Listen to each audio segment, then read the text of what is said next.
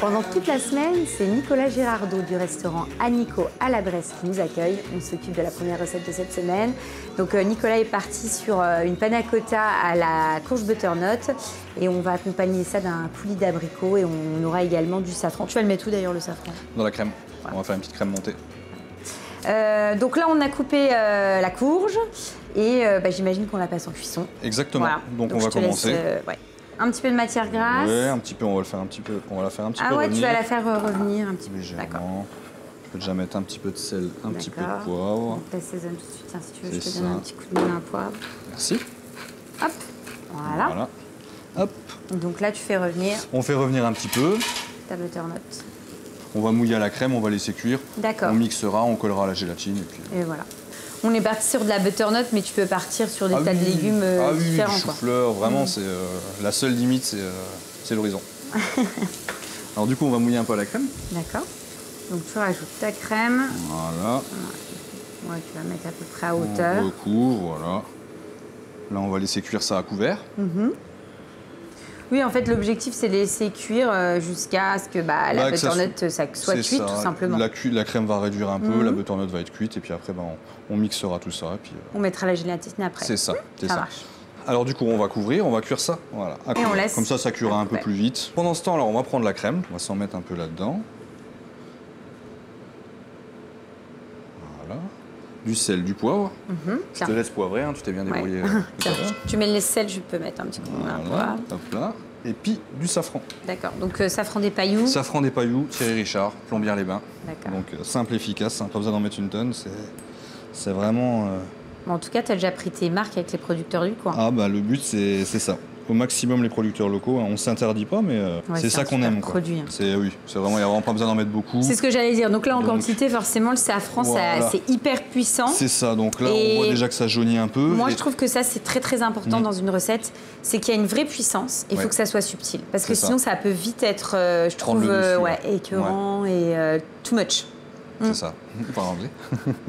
Donc là, on laisse tout simplement... Exactement, on va le laisser infuser. Alors l'idée, c'est de le laisser la nuit. D'accord, tu me conseilles donc de le faire avant. C'est ça, et les pistils ils vont blanchir, et une fois que les pistils sont blanchir, ça veut dire que vraiment toute la saveur elle sera diffusée, et puis la crème va être vraiment bien jaune. Donc là on va le laisser la nuit, et puis voilà. Alors du coup on a des girolles préservées. Donc préservées c'est de la lactofermentation. On met 1% de sel, donc ça on les congèle, et puis après on les met sous vide. Et puis du coup quand c'est fermenté comme on aime, entre guillemets, c'est lactofermenté, donc c'est l'acide lactique. Donc l'idée c'est que ça titille un petit peu, et donc en fait quand le goût il nous plaît, on les met au frigo tout simplement. Et puis ça va se garder plus longtemps. Et donc du coup on a l'abricot aussi qu'on va mettre avec, qu'on a fait un peu du même procédé. C'est ça, exactement. Donc, oui, parce que les girolles c'est celles que tu as récupérées en gros sur la fin de l'été. C'est ça, c'est ça. Et l'abricot, là c'était en été. C'est ça, donc on a fait un peu le même principe, et donc du coup c'est quand même des bons copains, abricot, girolles et puis le safran. Donc du coup on a fait le même principe, donc, sauf qu'on a rajouté un petit peu de sucre, et puis on a mis un petit peu une petite touche de serpolet dedans. Et puis voilà. Ok.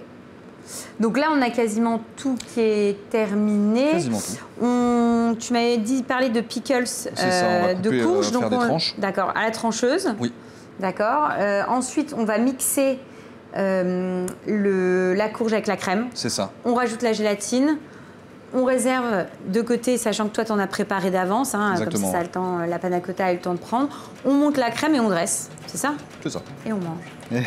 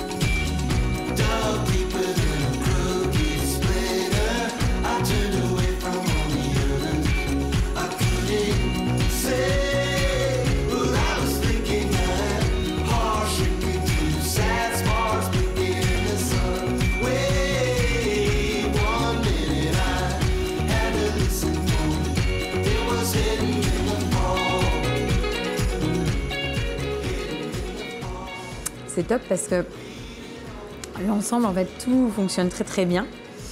Et tu as ce côté hyper doux de la butternut, également de la petite crème, mais en même temps la petite touche de safran qui est là pour apporter vraiment du relief. Peu, voilà. Ouais. Et puis les pickles qui sont également là. Les petits champignons, pepser l'ensemble. Donc non, c'est bon.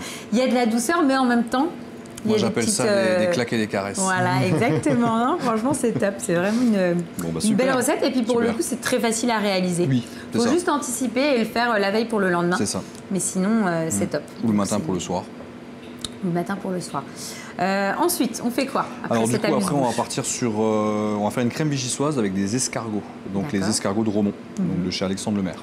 Okay. Alors là, on a coupé des poireaux, des pommes de terre. On va les faire revenir tout simplement. On va mettre un petit peu de bouillon, une pointe de vin blanc, de la crème, et après on va mixer. D'accord. Et donc ça sera une... Alors une vichyssoise, on appelle ça une crème. Alors, on va la mettre en crème au fond, on va la servir froide, et par-dessus on va en mettre dans un siphon, donc les siphons à gaz, et puis on mettra une petite mousse par-dessus pour faire un petit jeu de texture. Donc voilà. Donc là, c'est bon, donc on rajoute le vin blanc. T'es parti sur quel type de vin blanc? Alors du coup, on est parti sur un Gewürz, mais sans sucre résiduel. Ah. Parce que du coup, le Gewürz, ça a le côté moelleux des fois. C'est ce que j'allais dire. Là, tu ne voulais pas ce côté moelleux, on est d'accord. Et donc, du coup, on a un petit Gewürz sympa, sans sucre résiduel. Donc tu me conseilles de partir sur un blanc plutôt sec? C'est ça. Donc Riesling ou Gewürz, en l'occurrence, là, c'est des Gewürz. Et puis là, pour boire accompagné, ça peut être la même chose. D'accord. En plus, on en a mis donc très léger, enfin vraiment très peu. C'est ça. L'idée, c'est d'apporter un petit peu d'acidité, que ça titille un peu. Donc voilà, on va mouiller au bouillon. D'accord. Donc, un petit peu de bouillon. Voilà. À hauteur. Hop. Et là, on va laisser cuire tranquillement. Puis là, on va couvrir. Et puis, donc, on couvre et on fait quoi ensuite? Bon, on va laisser cuire. Et puis après, du coup, on va griller les poireaux. Donc, du coup, ça, c'est un poireau qu'on a cuit sous vide, en vapeur. Alors après, à la maison, on peut le cuire dans le bouillon à la casserole, tout doucement. L'idée, c'est que ça soit quand même bien fondant. Et puis, du coup, fondant oui, c'est ça. Que ça soit bien fondant. Et puis après, on va le passer un coup au chalumeau. Si on n'a pas de chalumeau, on peut le passer à la poêle, tout simplement, ou sur le barbecue. Ou en mode grill dans un four bien haut. C'est ça, exactement. Aussi. Donc toi, hop, tu vas le colorer avec le chalumeau. Bon, il est un peu capricieux le chalumeau des fois, mais... Ouais, l'idée, c'est d'apporter un côté un peu barbecue. C'est ça, exactement, ouais, ce fameux côté grillé, sans avoir le barbecue qui fume partout dans la cuisine. C'est une belle alternative. C'est ça. C'est vrai que j'ai l'impression qu'en tout cas, le poireau, c'est un ingrédient qui, tu sais, qui brûle bien. Enfin, non, mais dans le sens où tu sais qu'il apporte vraiment, il y a un vrai apport sur ce produit-là. Quand tu le brûles, il y a un truc vraiment sympa qui ressort. C'est ça, vraiment ce côté grillé qui est gourmand, barbecue, c'est l'été. Enfin, c'est top, quoi. On est plutôt bien. Donc là, c'est bon. Ouais, donc on a quasiment terminé. Enfin voilà, on va s'occuper. On n'est pas trop loin, alors après, on mixe, cuise un petit peu. On va laisser cuire. Voilà. On mixe, on fait revenir nos escargots donc avec l'ail des ours. L'ail des ours. Voilà, et après, on dresse et on mange. C'est ça.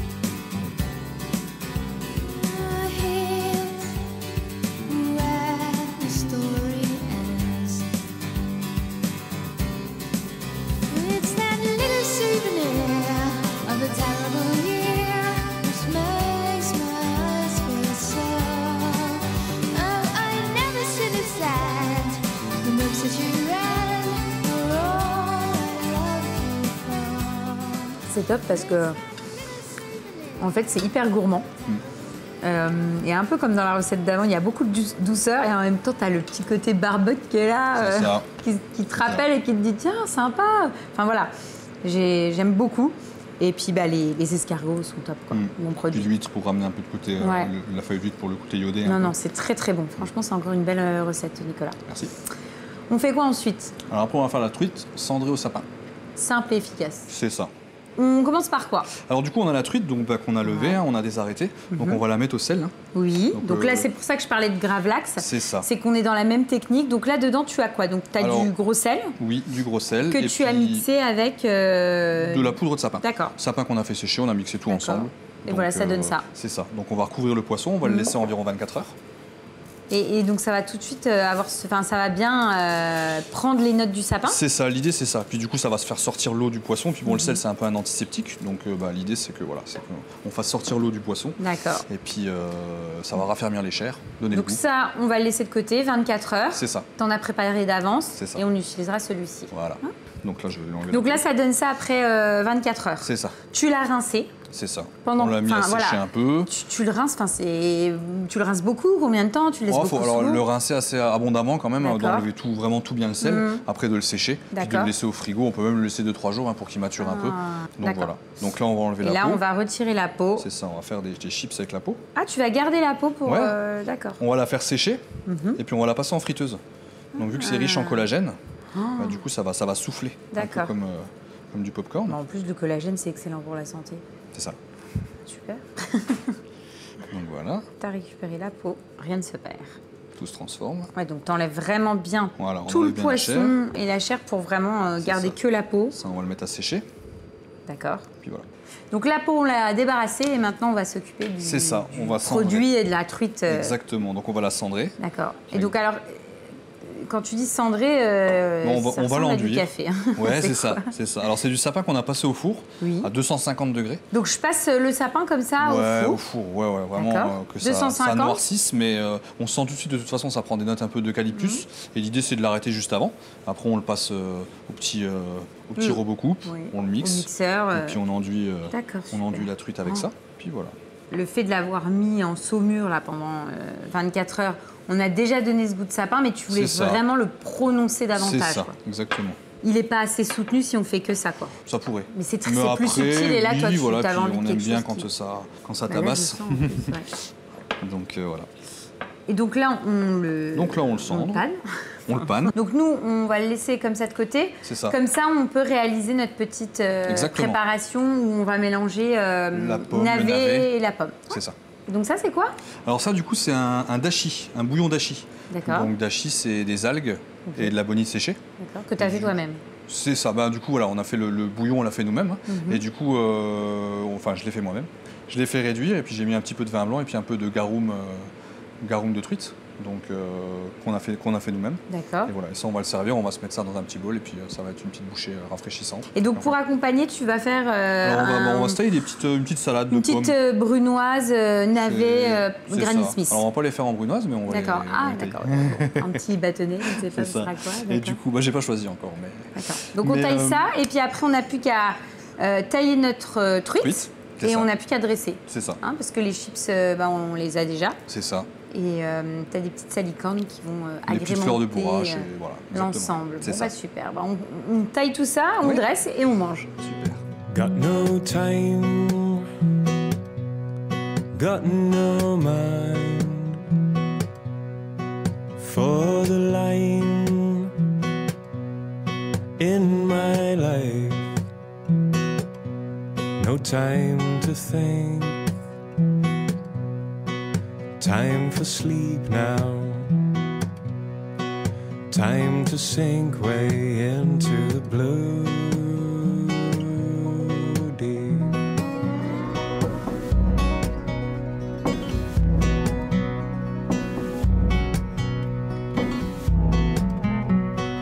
Got no time, got no mind for the line in this life. No time to think, time for sleep now, time to sink way into the blue deep.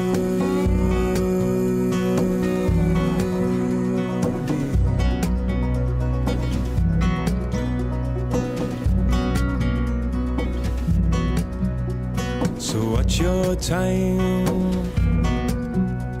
turn the sand, let it spill. C'est extraordinaire. C'est bon parce qu'effectivement, tu as le sorbet qui est là pour vraiment apporter le gros coup de fraîcheur. Le croquant, donc tu as toutes les textures. Et tu as ce côté, effectivement, sapin, quoi. Ouais. C'est trop bon. Ouais, non, franchement, c'est vraiment surprenant. Merci. Ouais, c'est top. Franchement, bluffant. Belle recette encore. Merci. On monte d'étape en étape. Faut mettre le paquet sur la prochaine. C'est quoi la prochaine? Alors du coup, on va faire un canard rôti. D'accord. On va servir ça avec un mollet de chou-fleur. Donc le mollet de chou-fleur, recette mexicaine.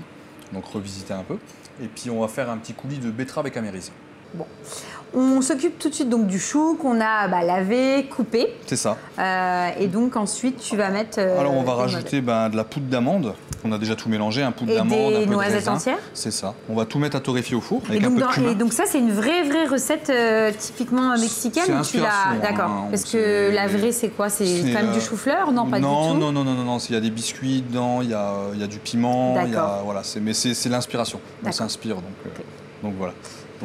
Donc là, c'est bon. Ensuite, c'est ça. Alors on va mettre ça au four. On mélange le tout et on va le mettre au four. On va mettre un petit peu d'huile. L'objectif, c'est quoi? C'est d'avoir quelque chose de très coloré. Ah ouais, c'est ça. Justement pour avoir ce côté gourmand caramélisé. D'accord. Donc là, on n'hésite pas à mettre de l'huile. Donc tu mélanges le tout. C'est ça. On va rajouter le petit piment. Donc là, on a des petits guarillos qui viennent du Mexique. C'est des piments qui sont... Donc c'est pas... Ils sont séchés, enfin... C'est ça, ils sont séchés. Alors on va faire attention de ne pas mettre les grains, parce que les grains... Ouais, là par contre ça va être trop corsé sinon. C'est ça. On retire. Et puis j'imagine que l'objectif c'est pareil, c'est d'essayer de pimenter à juste dose, parce que nous on n'a pas l'habitude de manger... En Occident, on n'est pas non plus... Donc t'en mets un petit peu, et tu le coupes. Voilà, on va juste mettre ça suffira. D'accord. Donc tu tailles tout ça. C'est ça. Et tu rajoutes donc ton piment. Voilà, on va mettre tu veux que je mélange? Oui. À la fin, tu vas le mixer, tu vas le servir comment? Oui, c'est ça. Alors du coup, là, on va le mettre à rôtir au four. On va déglacer avec un peu de lait d'amande. D'accord. Et puis après, l'idée, ça sera de faire une purée. Donc on va passer ça au mixeur. On enfourne ça? C'est ça. À combien, pendant combien de temps? Alors, on va mettre ça à 170 pendant environ une vingtaine de minutes. Hop. Donc là, c'est bon, c'est parti. C'est ça. Hop là.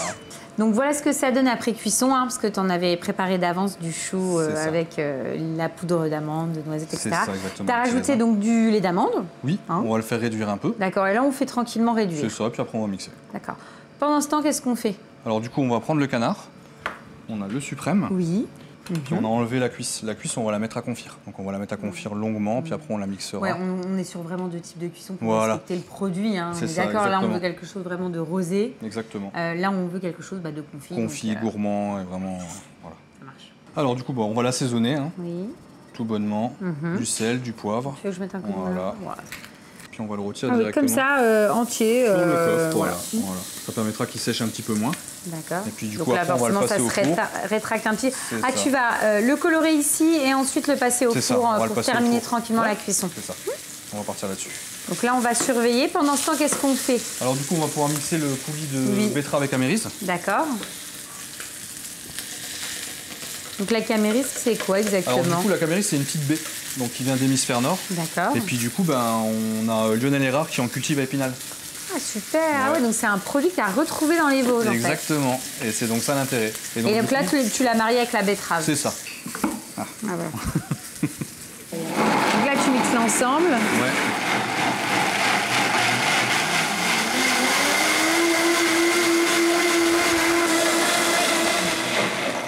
On va déjà regarder où on en est. Oui, là c'est plutôt pas mal. C'est mieux. Donc là, c'est bon. Donc ça, on va le débarrasser et puis tu vas le remettre à température. On va le mettre gentiment, qu'il reste dans une casserole tempérée sur le coin du feu. D'accord. Et on s'en occupera plus tard.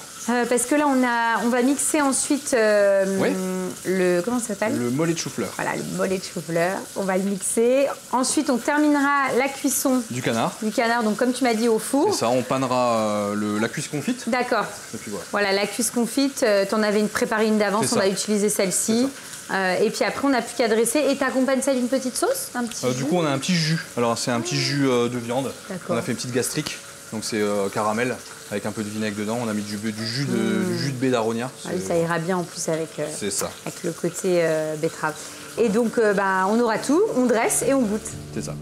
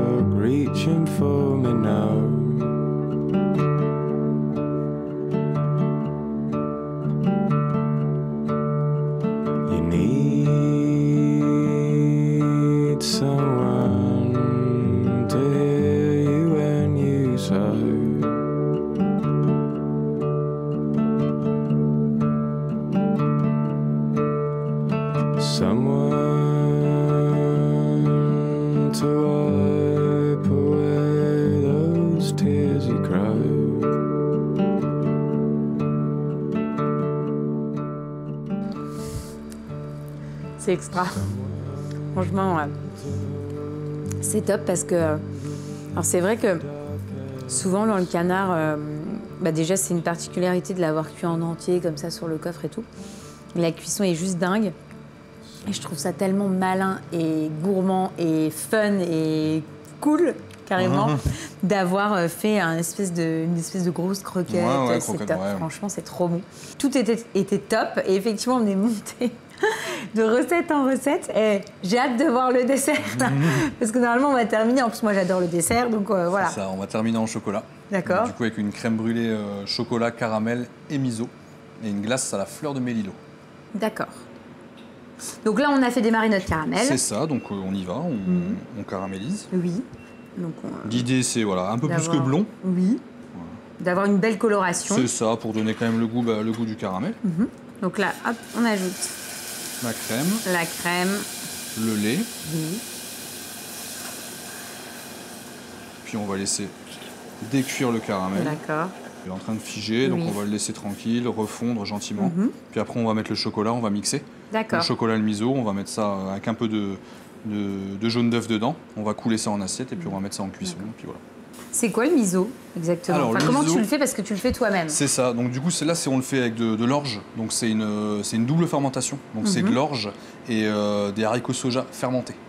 Donc du coup, c'est japonais. Et donc du coup, il y a du sel avec, pas mal de sel. Donc ça remplace un peu le côté salin. D'accord. C'est pour ça que tu t'es dit tiens, je vais le mettre dans la crème brûlée quoi. C'est ça. Pour remplacer un peu la petite touche de sel qu'on met. Donc là, l'idée c'est de mettre le miso. Donc là, c'est bon, tu rajoutes ton chocolat. Le chocolat, on va mixer. Oui. Donc là, il va fondre. Donc là, tu mixes. Donc là, on va vraiment avoir ce goût caramel, chocolat qui se mélange. C'est gourmand. C'est exactement ça. Donc là, on est OK. Oui. Puis on va rajouter le miso. D'accord. Donc on va mettre une petite pointe. C'est ce que j'allais dire, c'est vrai que c'est assez... C'est le côté salin, vraiment. D'accord, je mixe. Le côté sel, alors fais quelque chose. Hop, voilà. Ensuite, donc, on va rajouter un œuf. Un œuf. Hop. Je vais mixer dans la foulée. Voilà. C'est bon? C'est ça, c'est bien. Donc là, on a terminé. On va les couler tout de suite dans les assiettes. Bon, sachant que toi, t'en as préparé d'avance. Oui, voilà. Et donc, on va récupérer celle que tu as préparée. C'est ça. Donc au niveau de la cuisson, on va les mettre à 95 pendant environ une demi-heure, 3/4 d'heure. Après, il faut regarder, juste tester qu'elles soient plus tremblotantes. Bon, celles-là, on va les mettre au four et nous, on ressort celles que tu as déjà cuites. C'est ça. Et avant, du coup, on va tout de suite s'occuper de notre biscuit gavotte. On n'a plus qu'à coucher la pâte et puis le mettre au four. C'est ça, donc la glace est déjà prête. Okay. Et puis on fera, voilà. Du coup, voici l'appareil à gavotte. Alors du coup, il y a de l'eau, enfin, des blancs d'œufs, de la farine. Et du coup, on cuit ça comme une pâtissière, on laisse figer. Puis du coup, après, là, on va le remuer tu le détends un petit peu. C'est ça. Puis après, on l'étale. Hop, tu mets un petit peu de matière grasse sur ton sile-pâte pour pas que ça colle. Exactement.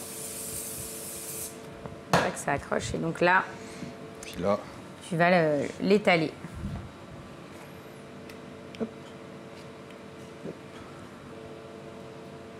D'accord. Et donc, ouais, cuisson rapide, 10 minutes. C'est ça, environ. Après, c'est toujours pareil, ça dépend le four, mais environ 10-15 minutes à 160 degrés en chaleur tournante. On va enfourner ça. Et après, on n'a plus qu'à dresser. Enfin, bon, c'est déjà dressé en assiette, c'est surtout qu'à manger. C'est ça, il n'y a plus qu'à... Ah si, il y a ta glace. La glace à la fleur de mélilo. Donc voilà, donc ça, c'est notre crème brûlée qui a été cuite. Et on l'a repassée au frais, réservée au frais, ça donne ça. C'est ça. On va la finaliser, voilà, terminer la crème brûlée. Donc là, tu mets un petit peu de vergeoise. D'accord. Sucre vergeoise. Ça pourrait être du sucre blanc, après, c'est pas... Ça, après, chacun fait comme il aime. Ça peut être du sucre rouge. Exactement. Chacun a sa convenance. Pour qu'après, on ait une belle croûte. Une belle coloration. Et donc après, au chalumeau. Au chalumeau, de toute façon, comme une crème brûlée classique. C'est ça. Tout bonnement. On va tout simplement colorer. Et puis voilà, on voit les petits grains de sucre qui sont en train de colorer, de caraméliser. C'est ça. Ce qui va nous permettre après, quand on va mettre la cuillère, d'avoir ce côté... C'est ça. Du coup, on va l'avoir les 2 fois avec le biscuit gavotte. C'est texturé un peu. Top. Voilà. Ensuite, donc là, tu récupères le biscuit gavotte. Donc on va le mettre. On va le mettre dessus, tout simplement. Waouh, il y a du relief. Après, on va prendre la glace à la fleur de mélilo. Oui. Donc la fleur de mélilo, c'est ça. C'est exactement ça, ouais. C'est une petite plante fourragère qu'on trouve essentiellement, en bord de route, un peu dans les champs. Ici il y en a vraiment partout. D'accord. Okay. C'est très invasif. Et en termes de notes, on est sur quoi, Alors sur fève tonka. Coumarine, fève tonka, c'est vraiment ça l'idée. Donc du coup, on va en parsemer juste vraiment léger, histoire de donner un peu des petites notes végétales par-dessus. Et puis voilà. Super, on va goûter ça. Bah oui. Alors, oui, toi, tu vas franco, quoi. Ah oui, d'accord, ok. Ok, on pète tout alors.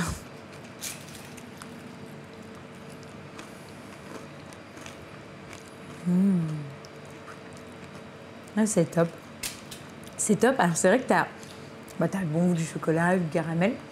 Et en fait, le miso... c'est ce côté, ouais. Ouais, mais c'est top parce que... T'as le côté salin et que tu sens quand même. Je pensais que ça allait être plus modéré, mais en fait, ça exauce. Faut que voilà. Ouais. Après, il y a la glace justement pour radoucir, mais c'est trop bon, quoi. Justement, prendre la glace pour avoir un peu tout. Mais c'est ça. Et on est dans un dessert, pour le coup, tu sais, souvent les desserts, t'as peur que ça soit trop sucré, etc. Mais là, en plus, ça, c'est pas trop sucré. Et l'ensemble fonctionne bien. Puis t'as le côté super gourmand, quoi. Chocolat, caramel, les gavottes. Non, c'est top. Merci beaucoup, Nicolas, pour ton accueil. Un grand merci à vous. On a passé un très, très bon moment en ta compagnie. On s'est régalé. Donc voilà, en général, on vient une fois par an. On viendra une fois par an te rendre visite. Avec grand plaisir. Avec grand plaisir.